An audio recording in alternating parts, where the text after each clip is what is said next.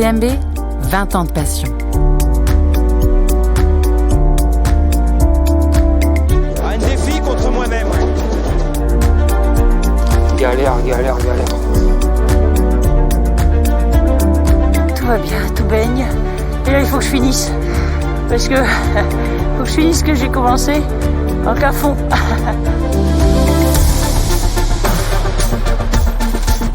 Les cailloux, faut être fou pour faire ça.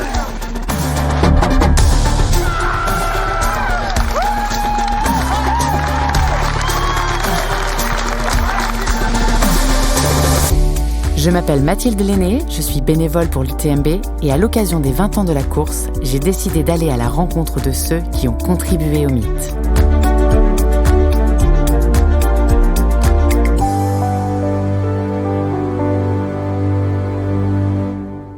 Rien ne prédestinait Mathieu Blanchard à laisser sa trace dans les sentiers de montagne et à devenir l'un des sportifs les plus inspirants du trail running. Il a passé son enfance dans les îles, les pieds dans l'eau, et c'est à 29 ans qu'il se décide à enfiler des baskets. 2 ans plus tard, il est sous l'arche de départ de l'UTMB à Chamonix. Pour sa première participation, il finit 13e au classement général. Depuis, il est entré dans la légende du trail en terminant 2e de l'édition 2022, derrière un certain Kilian Jornet, et sous la barre des 20 heures. Considéré un temps comme l'outsider, il n'a plus rien à prouver, il fait définitivement partie des plus grands.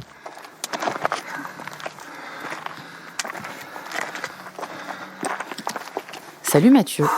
Salut Mathilde. Je suis ravie de t'avoir en face de moi pour cet échange autour de la course légendaire qu'est l'UTMB. Et d'ailleurs, légendaire, est-ce que tu valides le terme ?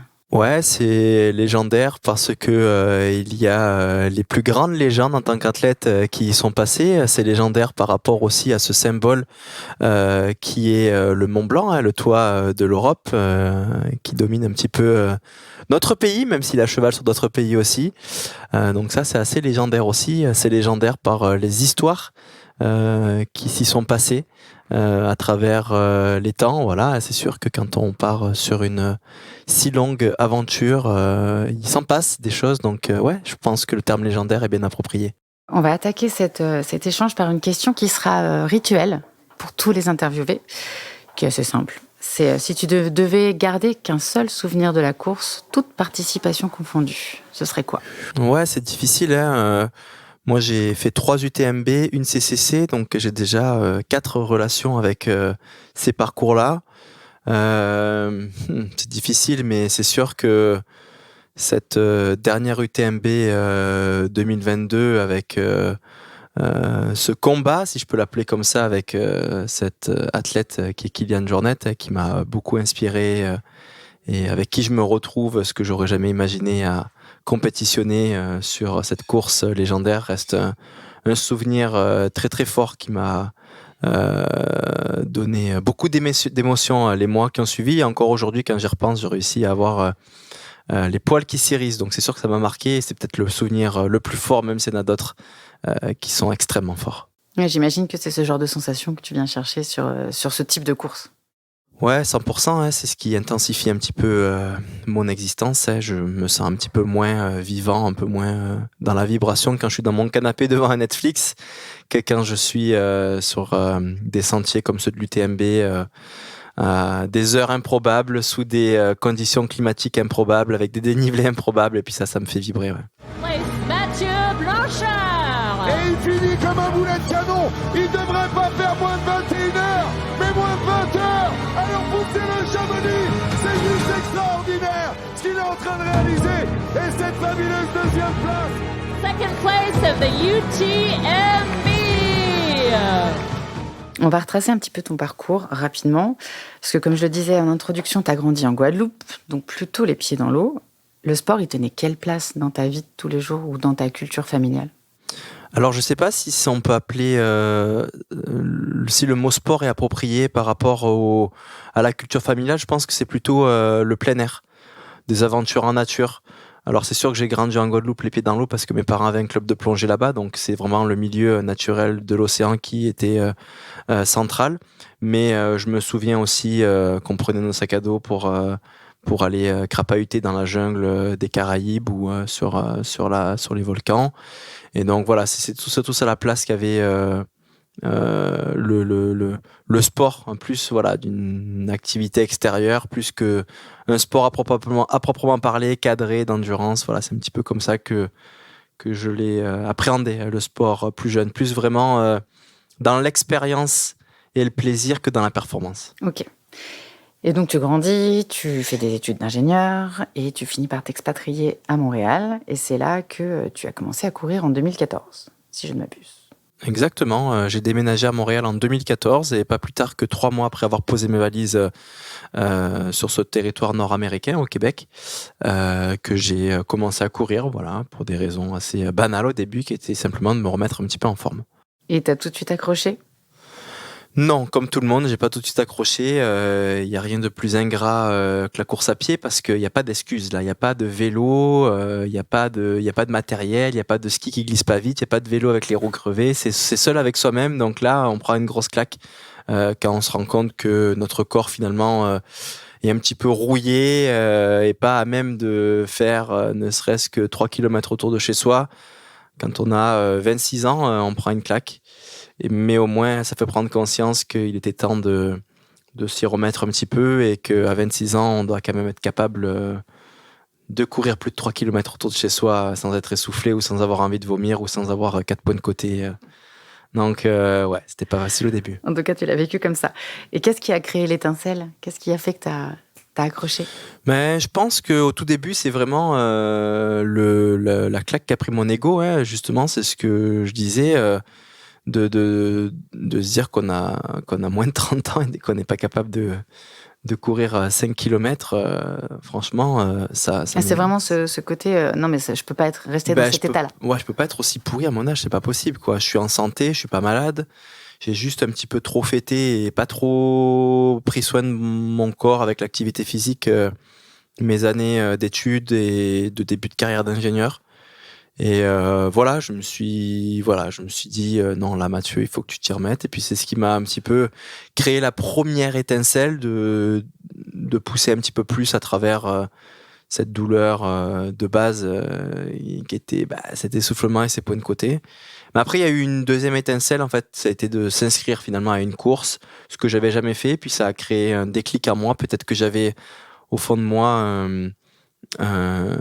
finalement une personnalité de performance. Puis le fait de savoir que j'allais faire une course, ça m'a vraiment motivé et mis une seconde étincelle qui m'a poussé à courir, à pousser un petit peu plus.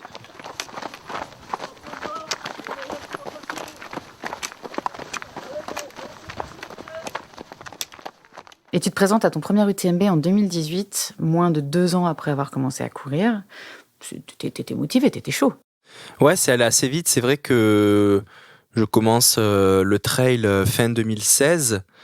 Donc moi, j'avais jamais entendu parler de UTMB et de Kilian Jornet en fin 2016. Je n'avais pas la moindre idée de ce que c'était. Et c'est sûr que quand je l'ai découvert dans l'hiver 2016-2017, je me suis dit que j'allais faire ça, quoi. J'avais envie de faire ça. Enfin, au début, c'était vraiment un rêve. Je voyais ça avec des étoiles. J'avais un peu peur aussi. Je me disais, est-ce que les gens qui font ça sont schizophrènes ? C'est quoi leur problème là ? Comment c'est possible d'aller se faire aussi mal sur de telles distances ? Je voyais même ça de manière quasiment impossible. Mais après, c'est sûr, quand j'ai creusé, j'ai compris que c'est des personnes qui s'entraînaient énormément et qui avaient un mode de vie qui leur permettait de faire de telles courses, de telles aventures. Et donc, voilà, j'en ai fait une petite obsession et j'ai tenté d'aligner les étapes et les jalons pour pouvoir aller faire un premier UTMB le plus vite possible, puisque c'était un petit peu le Graal. À refaire, je ferais pas comme ça, parce que c'est sûr que j'ai fait trop de volume, trop d'entraînement, tout trop vite.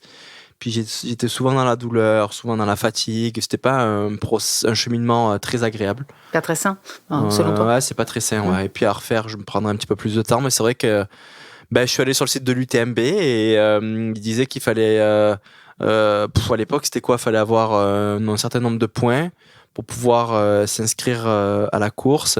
Et dès 2017, en fait, j'étais parti aux États-Unis, dans le Vermont, faire un 100 miles. Donc mon tout premier 100 miles en juillet 2017, Vermont 100.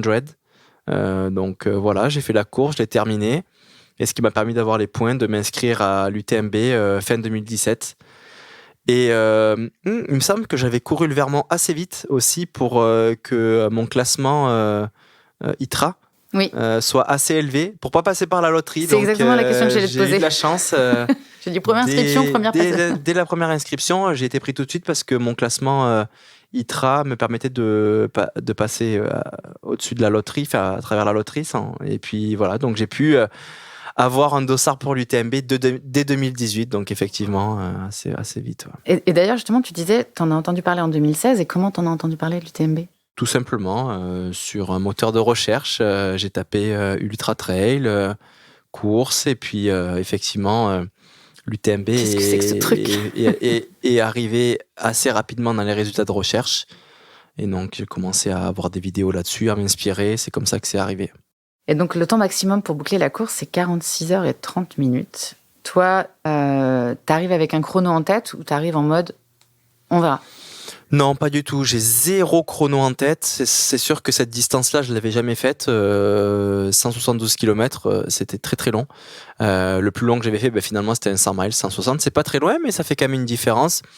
Et surtout, j'arrive de Montréal, j'arrive du Québec où je suis encore ingénieur et où j'ai pas non plus le temps de partir des semaines m'entraîner en montagne. Donc, il faut savoir que le Québec, c'est quand même une région où il n'y a pas de haute montagne. La plus haute autour de chez moi, qui est le Mont Tremblant, doit faire 800 mètres de haut. Donc c'est sûr que pour préparer un UTMB, c'est pas l'idéal. On n'a pas l'altitude, on n'a pas les gros dénivelés. C'est sûr qu'on peut faire des répétitions de pente, mais c'est vite barbant. Et donc voilà, j'arrive sur l'UTMB plus avec une optique d'être capable d'aller au bout, de finir, ce que à ce moment-là je doute, que de faire un temps.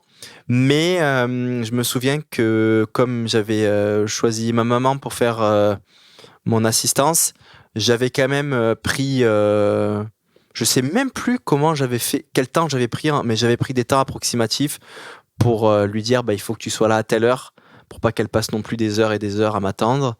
Et voilà, donc j'avais fait un petit tableau de temps, mais j'ai aucune idée de comment je l'avais créé en fait. Peut-être je m'étais calé sur un Kylian. Non, mais sur un temps approximatif de la 50e place qui devait peut-être faire, 25-26 heures à peu près. Et c'était comme ça que je l'avais préparé. Tu te rappelles de ton temps ? Le temps en 2018, je pense c'est proche de 24 heures, mais je me rappelle plus exactement. Ouais. 23 heures et 53 minutes. Ouais, pas mal, ouais. C'est ça, 13e place. Exact, ouais. Une autre spécificité de ton arrivée, sans gros entraînement montagnard et sans connaître la course finalement très très bien, c'est que tu la termines avec ton petit frère. Ouais, ça c'est un énorme souvenir aussi, c'est dans mon top souvenir de cœur de cette course. Voilà, le petit frère qui avait eu un grave accident de la route 6 mois avant l'UTMB. Et donc on s'était donné pour défi commun d'être ensemble à cette course, moi pour la finir, lui pour m'aider sur les ravitaillements et surtout courir avec moi les derniers mètres de la course. Et donc voilà, c'était aussi un défi que je lui avais donné pour qu'il tente de se sortir le plus rapidement possible de tous ces hôpitaux et tous ces centres de rééducation dans lesquels ils étaient. Ça lui donnait voilà quelque chose à suivre dans sa rééducation, pas simplement marcher, courir pour rien. Il y avait vraiment un but quelques mois plus tard qui arrivait. Il était jeune. Il avait 15 ans, donc milieu de l'adolescence. Et donc, ouais, c'est un souvenir très très fort, cette ligne d'arrivée avec le petit frère. Voilà, avec son frère, quelle belle image. Voilà, qui court celui Jean le frangin qui l'accompagne. Bien joué, Thomas. Allez, vous pouvez faire un tonnerre d'applaudissements. Allez, parti. Mathieu Blanchard. Yes. Mais du coup, pourquoi tu as choisi l'UTMB pour vivre ce moment-là avec lui ?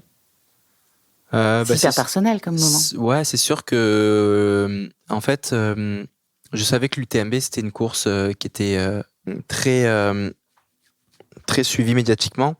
Et mon petit frère a quand même, c'est le milieu de l'adolescence, C'est dur là, quand on est enfant, on est très dur. Je me souviens quand j'étais jeune à l'adolescence, on arrivait avec les chaussures qui n'étaient pas à la mode au collège ou au lycée.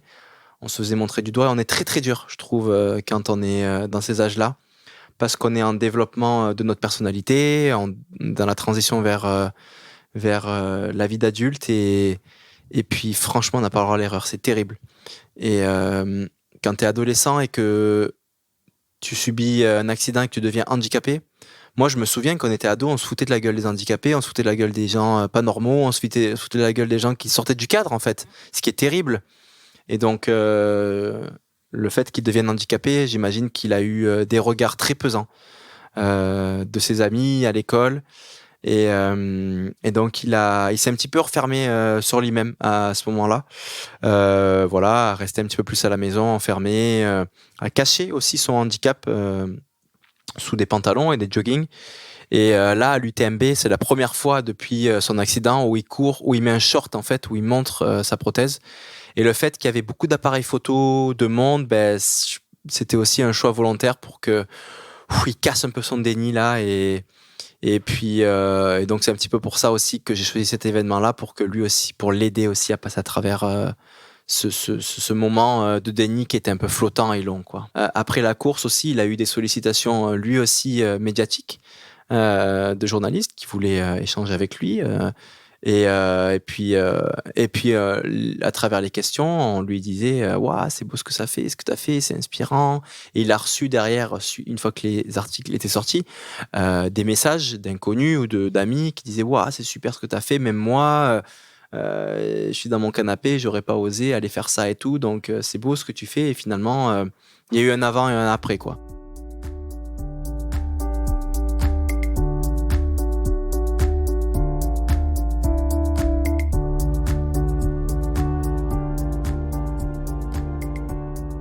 Tu nous as parlé un petit peu tout à l'heure des craintes et on va dire des choses que tu avais en tête quand tu as attaqué ton premier UTMB. Là, tu en es à 3 participations. Et du coup, aujourd'hui, tu as quel genre de crainte, de doute quand tu t'élances ? C'est sûr que la course, ces courses-là, en fait, c'est tellement, il y a tellement de paramètres qui peuvent entrer en jeu que on peut jamais réciter sa partition sur une course comme ça. C'est pas comme, je sais pas, qu'est-ce que je peux prendre comme exemple ? Un pilote de Formule 1, je pense que ceux qui ont beaucoup d'années d'expérience, ils pourraient faire les circuits quasiment les yeux fermés. Et sauf que nous, en fait, d'une année à l'autre, il va y avoir des conditions météorologiques qui vont évoluer. Il va y avoir notre corps d'une année à l'autre qui va évoluer aussi, dépendamment dans l'année, comment on a dormi, comment on a mangé. On va changer notre microbiote interne, par exemple, dépendamment du régime alimentaire qu'on a eu dans l'année. Ce qui fait que peut-être que la nutrition sportive qu'on a pris une année ne marchera pas l'année d'après. Et là, c'est un exemple, mais il y en a tellement qui fait que c'est ça que j'aime bien aussi, c'est que j'ai toujours une crainte à quelle sauce je vais être mangé, quoi, sur cette course. Quelle course t'as fait aussi dans l'année ? Et quelle course t'as fait, et puis comment le corps a évolué. J'ai fait des entraînements différents. Est-ce que je suis toujours aussi bon en descente, en montée ? Donc il y a ça. Et puis c'est sûr que j'ai fait 3 UTMB, puis mes 3 UTMB ont toujours été de mieux en mieux, de plus en plus vite. Ce qui fait qu'il y a aussi maintenant toute cette attention et sollicitation, pour pas dire pression médiatique, qu'il faut gérer également, et qui joue beaucoup dans la force mentale et dans le conditionnement pré-course. Donc ça fait que grossir. Donc c'est sûr que moi, mon prochain UTMB, va falloir que je prenne ça aussi en compte pour réussir à me mettre dans ma bulle d'une manière ou d'une autre pour gérer. Et puis ça, c'est une grosse crainte que j'ai, parce que je donne quand même beaucoup. J'ai du mal à dire non. Et voilà, maintenant, c'est ça aussi qui me fait peur. Après, voilà, j'ai trouvé des techniques, c'est de m'entourer aussi d'équipes, de personnes qui vont pouvoir gérer ça pour m'alléger l'esprit. Et d'ailleurs, justement, le pendant de ces craintes, c'est qu'est-ce qui te donne de l'énergie sur une course comme l'UTMB ? C'est le public, c'est tes proches, c'est...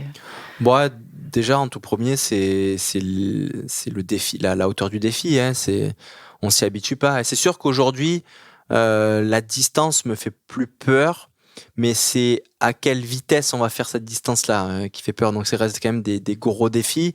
Quand on est compétiteur et quand on est en progression, on veut toujours faire mieux. Hein, donc, Ça, c'est sûr que ça fait vibrer énormément et ça donne énormément d'énergie de se lancer sur un gros défi. Maintenant, après, c'est sûr que notre communauté est pas non plus énorme, hein, ça reste un microcosme.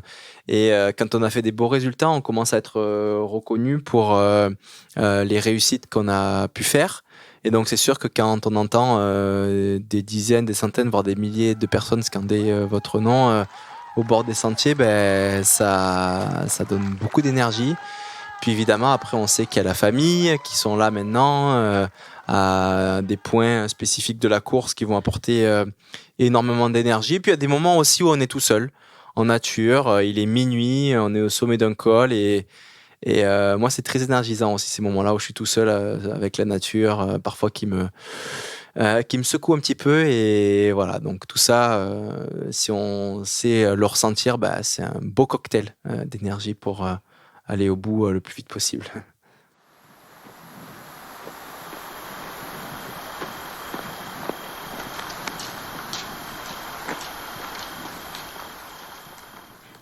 Tu me donnes une transition toute faite, c'est parfait. Battre des temps, justement, si on revient sur l'UTMB, et notamment l'UTMB 2022, qui a été un genre d'apogée absolu. Combien de temps tu mets à redescendre d'un moment comme celui que tu as partagé sur la ligne, ou même de la course d'ailleurs? C'est très long pour redescendre un truc comme ça. Déjà, post-course, je pense que on parle pas de douleur, on parle d'adrénaline là. Pendant une semaine, je dors pas. Impossible. La nuit, j'ai l'impression d'être hyper excité. Je ferme les yeux, j'ai des flashs. C'est quelque chose comme si j'avais bu 15 cafés avant d'aller me coucher. Et non, ça dure, je ne saurais pas dire, mais vraiment plusieurs semaines. Plusieurs semaines sur un high, sur un nuage, où on est comme dans un festival d'été, là, où on est trop bien, la vie est belle, on peut pas être malheureux, c'est que de la plénitude, c'est que du bonheur. Et ça prend du temps pour redescendre du nuage. Et ouais, je dirais 4, 5, 6 mois avant que ça calme. Puis il y a aussi toute l'attention médiatique qui nous laisse percher sur le nuage, hein, parce que c'est sûr qu'ils nous mettent un petit peu sur un pédestal. Ouais, c'est incroyable ce que ça fait. Donc ça remet toujours une couche. Donc faut que toute cette attention-là baisse pour qu'on puisse nous aussi faire, je dirais, un peu notre deuil de ce grand moment pour pouvoir passer à autre chose, parce qu'il faut aussi avancer dans la vie et il faut pas rester là-dessus si on veut faire d'autres beaux défis. Et ouais, justement, cette attention médiatique et cette ascension météorique dont certains ont parlé, ça change quelque chose, j'imagine, dans ta carrière. Il y a un avant et un après UTMB 2022? Ouais, complètement, mais j'avais déjà eu une belle petite dose en 2021, mais c'est sûr qu'il y a un avant et un après. Voilà, ça peut être agréable, après ça peut être un peu moins agréable aussi. Voilà, mais ça fait partie, je crois qu'aujourd'hui, ça fait partie de la vie d'un champion. C'est l'attention médiatique qu'il faut savoir vivre avec. Il va y avoir des commentaires qui vont être positifs, des commentaires qui vont être négatifs. Il faut tout pour faire un monde. On vit aussi dans un pays de la culture de la jalousie et de la frustration. Heureusement que j'ai vécu aussi en Amérique du Nord, au Québec, pour être dans une culture de fêter le succès, ce qui est complètement différent. Donc j'ai appris à vivre avec. Et faut juste que ça prenne pas trop de place au milieu de l'essentiel, qui est de kiffer courir en nature dans ce qui est de plus simple. Et voilà, c'est ça aussi. Et puis je crois que notre sport nous permet aussi de réussir à sortir de ça rapidement et facilement. Voilà, on n'a pas une activité qui fait qu'on est en ville souvent avec beaucoup d'humains autour de nous. Quand on a envie d'être seul, on est seul dans la nature et on peut redescendre les pieds sur terre et éviter tout ce brouhaha qui peut avoir un impact, j'imagine, sur certains champions dans certains sports.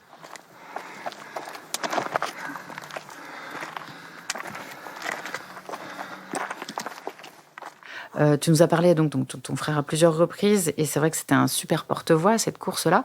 Est-ce que tu penses que typiquement un événement comme l'UTMB est important pour porter les valeurs telles que l'inclusivité ou les causes environnementales ou autres? Ouais, c'est super important, et surtout l'UTMB, parce que aujourd'hui, c'est sûr qu'il y a énormément d'événements d'ultra trail tous les week-ends, mais ça reste la finale du Super Bowl, ça reste la course où il y a la plus grosse attention médiatique au monde. C'est là où il y a la plus grosse attention aussi du public, néophyte, grand public, qui n'y connaissent absolument rien et qui ne pratiquent pas la course, qui suivent cette course. Donc c'est sûr que s'il y a des messages à faire passer à travers notre sport qui est le trail et l'ultra-trail, c'est sûr que l'UTMB a une grosse voix. Donc quand on parle d'inclusivité, d'environnement, c'est sûr que c'est important d'avoir ces axes-là fortement présents au centre de la course. Quel regard tu portes sur la course et son évolution dans les années à venir ? Parce qu'on fête les 20 ans, mais c'est pas fini, il y a encore plein de choses à vivre. Donc c'est difficile, mais moi, ce que je pense, c'est qu'il faut en tout cas rendre cette activité-là la plus accessible possible. Pas avoir un message qui soit trop élitiste, trop super-héros, parce qu'au final, en tout cas, moi, ce que je veux, c'est qu'un maximum de personnes kiffent autant que je kiffe. Et puis, c'est simplement s'activer un petit peu physiquement, avec une petite paire de baskets en nature, il n'y a rien de plus agréable. Et c'est sûr que voilà, le message aussi d'inclusivité, on parle de l'handicap, mais on parle de monsieur, madame, tout le monde aussi, est très, très fort. Et j'espère que nos courses de trail sauront prendre une direction, en tout cas sur leur message, leur rhétorique et leur manière de partager qui est très ouverte. Et du coup, on parle des 20 ans et des 20 ans à venir, etc. Mais il y a l'édition 2023 qui se profile. Je crois que tu es encore dans l'expectative d'une décision par rapport à cette participation. Je ne veux pas te poser la question, je pense qu'on en parle sans doute après la Western States que tu t'apprêtes à courir au mois de juin. Mais tu as un feeling plutôt positif, voilà. Comment tu vas en parler ? Ouais, moi j'aimerais participer à l'UTMB 2023, d'autant plus que c'est les 20 ans. J'imagine qu'il y aura une fête sympa, mais dans tous les cas j'y serai. Course ou pas course, j'y serai parce que il va y avoir un tas d'amis qui vont courir la course, un tas de partenaires qui seront là aussi à rencontrer. Ça reste un grand rendez-vous où les belles rencontres qu'on a fait dans l'année sur d'autres courses, finalement se font là. Maintenant, je veux aussi avoir une carrière longue et faire mon sport en santé. Et puis, je m'apprête à courir la Western States fin juin. Une course qui est majeure pour moi, donc où je vais mettre beaucoup de cœur dans cette course. Et quand je mets beaucoup de cœur, le physique suit aussi. Et donc, je peux pas prévoir... c'est assez court, c'est ce combo-là. Il y a 2 mois entre les deux. Et puis, on sait jamais comment on va sortir d'un ultra. Parfois, en quelques jours, on est refait. Parfois, ça prend quelques semaines. Donc, c'est sûr que je prendrai pas le départ de l'UTMB si j'ai pas pleinement récupéré. Et seule la magie du corps, de la récupération pourra le dire dans les semaines qui précéderont à la course. Ok. Quoi qu'il en soit, ce sera rendez-vous à Chamonix. Dans tous les cas, on se voit à Chamonix. Et c'est parfait alors. Et du coup, on en a fini avec cet échange. Je te remercie infiniment pour ton temps, ta simplicité, ta sincérité. C'était vraiment, vraiment excellent. Et du coup, je te dis à très bientôt. Et je pense au pire du pire, on se voit dans les rues de Chamonix. Merci, rendez-vous à Chamonix. Et puis si on ne court pas, au moins je pourrais fêter parce que je ne peux jamais fêter. Exactement. La semaine de la course. Il y a plein d'événements partout, tous les soirs pour chiner. Mais moi, je ne peux pas le faire parce que je cours la course. Donc si je ne la cours pas cette année, je pourrais aussi profiter de cet aspect-là qui est génial. J'aurai 2-3 adresses. À bientôt, Mathieu. Merci, au revoir. Je remercie encore Mathieu pour sa passion contagieuse. Après son impressionnante 7e place à la Western States en juin, croisons les doigts pour qu'il vienne nous surprendre une nouvelle fois fin août sur les sentiers de l'UTMB. Cet épisode a été produit par Lines Agency et Trail Endurance Mag. Il a été réalisé par Mathilde Lenné et Mélanie Pouey. Vous pouvez nous écouter tout l'été et découvrir ou redécouvrir le mythe UTMB. Si vous avez aimé cet épisode, n'hésitez pas à vous abonner au podcast et à mettre des étoiles sur les plateformes d'écoute. On attend aussi vos commentaires sur l'Instagram de l'UTMB Mont Blanc et sur celui de l'UTMB World Series.